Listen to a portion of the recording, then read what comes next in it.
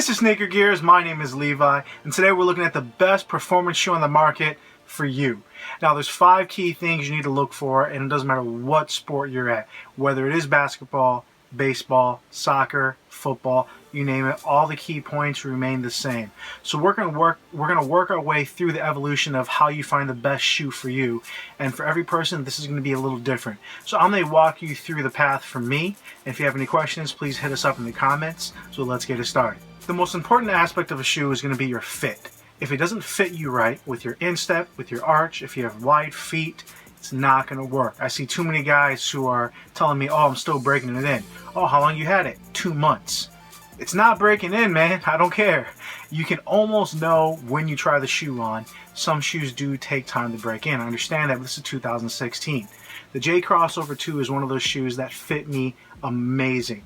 I love the way this shoe works as far as the knit upper, as far as some of the support it brings, but that's where the next thing comes into place. It's not quite enough support for me. I'm a bigger guy and I don't feel it quite cuts it. So even though you have a lot of great aspects of this shoe, the traction's pretty good, the cushion not quite good enough for me. It's a shoe that I can wear and I do enjoy, but our next step is support. So let's get into our next topic. A shoe that's going to fit you and give you the support you need, wear or slash lockdown. The Kobe 11 is probably the best fitting shoe I've ever worn, a little better than the J Crossover 2, and the lockdown and support is phenomenal. Now that has a little bit to do with how low it is to the ground, has a little bit to do with the fly wire, the way it's pulling you into the shoe, but needless to say, no matter what your support needs are, or containment, whether you have ankle issues and you need to go to a high top, whether you have wide feet, narrow feet, doesn't matter. You need the support. A lot of arch support, people who have orthotics. The Kobe 11, 8, and 9 have midsoles, so you can't use an orthotic. So this is going to limit a lot of people who need that for the arch support. So we have 1, 2, fit and support. The reason why this doesn't work for me is our next step, traction. Traction is the third thing you really need to look for. This is the Kyrie 2. The fit is still very good for me, but it took some time to break in. The containment and lockdown with the Velcro and strap is top notch. And the traction, I would venture to say, is the best on the market. All key things. Now this is when it starts to get personal for you. Those are the top 3 things that really need to be in order. The cushion on this shoe is absolutely horrible. So I've substituted putting a new insole in there that has full length Zoom Air. Without that, I honestly could not play in this shoe at all. So that's how important the cushion is to me personally. If it works for you, go that route. But that leads us to our next point. Cushion on a shoe is very personal.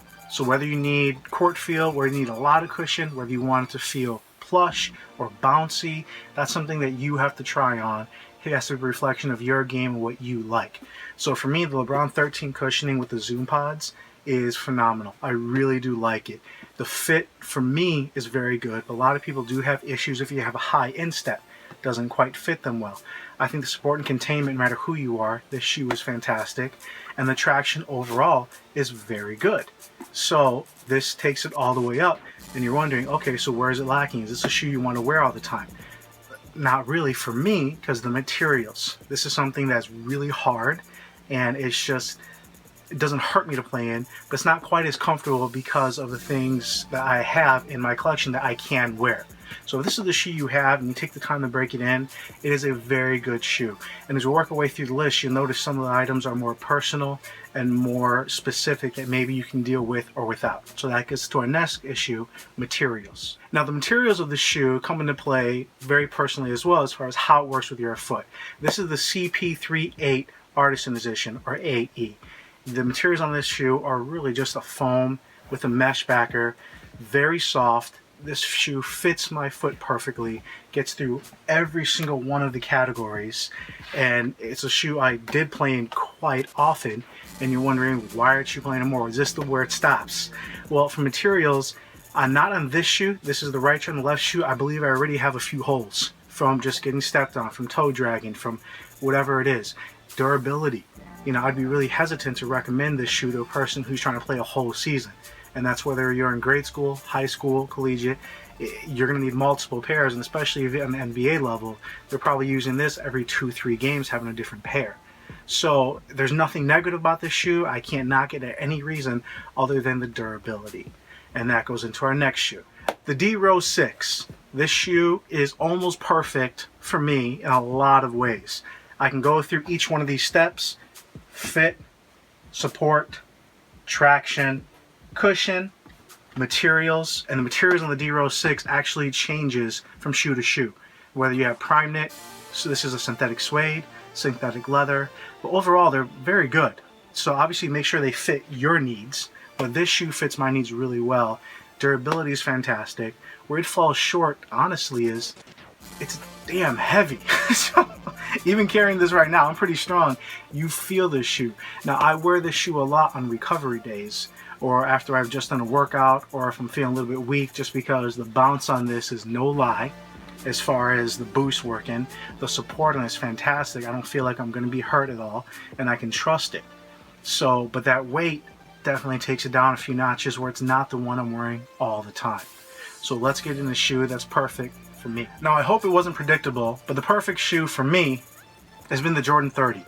Now there's a lot of other honorable mentions I'll bring up, and I can do that in the side segment, but the Jordan 30 fits every single category for me, and then some. This is the shoe I can put on no matter, whenever. Doesn't matter the court condition, when I'm playing, how I feel, I can put this on. Now it sucks that this is probably one of the higher end shoes. I'm not saying this is the one I recommend. This is the one I love. It fits my playing style and my needs. The 29 is something that may fit you a little bit better. I feel the support and the cushion on this is an upgrade from the 29s. So that's why it's good for me. So hopefully when you guys work your way through the progression on what's the best performance shoe for you, for your sport, this is going to help you out in trying to get the best shoe to help you be the best you. There's a perfect shoe out there for you. If you guys have any questions, want me to kind of do an analysis for you based on your feedback, I'd love to help out. But hopefully this is just a guide to give you the steps to make sure you get the right fit and the right progression. This is Levi with Sneaker Gears. Please leave your comments, like the video if this has helped out. And as always, check out our Instagram and Twitter account. Really appreciate you guys, and have a good evening.